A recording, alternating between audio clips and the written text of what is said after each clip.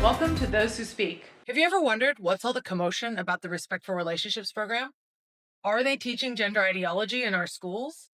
Well, today we are going to answer those questions. We're going to be taking a deep dive into the Respectful Relationships curriculum for the state of Victoria. The first slide we're going to discuss is the slide with the definition of gender ideology. We want to be on the same page with definitions and terms so that we're all speaking the same language. What is gender ideology? It states that sex and gender are distinct and separate.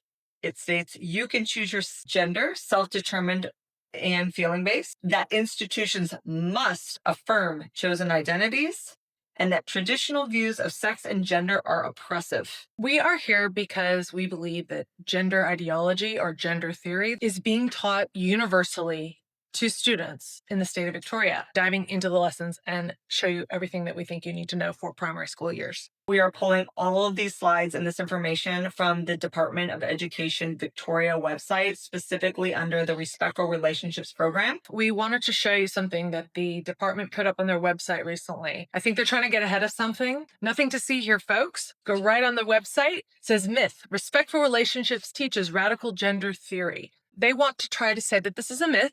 They are not participating in instructing young children on gender theory. According to the Department of Education, is that Respectful Relationship does not teach radical gender theory. It is a primary prevention initiative to reduce family violence. We are going to let you make up your own mind. So what is the Respectful Relationships program? They say it is a program that teaches and provides learning resources that have been designed to support primary and secondary teachers to provide social and emotional learning and respectful relationships education. The Respectful Relationships resource includes teaching and learning materials from foundation to years 11 through 12. At level 8 through 10, teachers and students transition to the Building Respectful Relationships, or BRR as it's known, resource, which focuses specifically on gendered norms, gender empower, consent, and prevention of gender-based violence.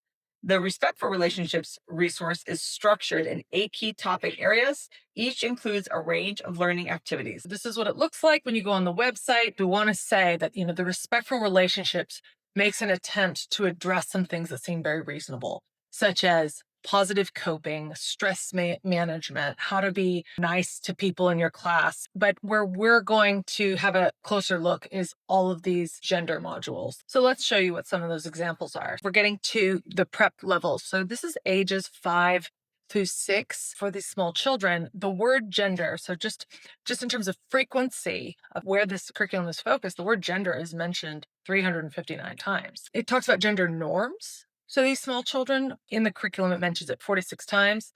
It even discusses transgender, gender diverse, and non-binary. And transgender for the prep years is mentioned 6 times. Now that is going to be all both in teacher training, coaching, and in lessons. In the prep level, the foundation level, Respectful Relationships curriculum module, I'm going to read out one of the lessons that is student facing. So this is something that the students will hear in terms of a lesson. So it's on page 81, called Scenario 3. Stacy is a transgender girl. She dresses like the other girls, plays with them, and everything seems fine. But one day, Laura says Stacy should be in the boys' team at sports, not the girls' team. To the teacher, is it true that Stacy would not be allowed to be in the girls' team with the other girls? What could Stacy do or say? Responses might include, yes, I can play with the girls' team because I am a girl, or go ask the teacher if you don't believe me, or teacher says I belong in the girls' team. This is not only introducing and manufacturing confusion in small children, it's also normalizing both identifying outside of your sex as well as males and female sports and males entering female-only spaces at the earliest age it could possibly be introduced. So on page 31, they talk about gender norms, and this is in the theme of, again, the first bullet point of gender ideology, which is sex and gender are 2 different things, and you can choose it. It's self-determined. Some people feel they did not get a good match for their body parts, and they do not want to be called a boy or a girl, but rather something that is right for them. Other people feel that the label boy or girl is not the right label for them, and they want to tell us the right word and name to use for them. Some people use the words transgender, gender diverse, and non-binary. These are words that some people feel more comfortable using for themselves. Now, we just want to ask the question, is this appropriate for young children, if at all? This is really, really young kids.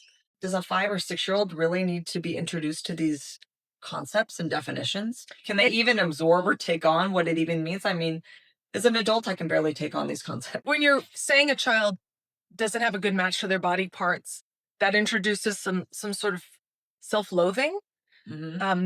not accepting you as the way you are, Right, and also just disassociating from your right. own physical body. I don't think any of these things are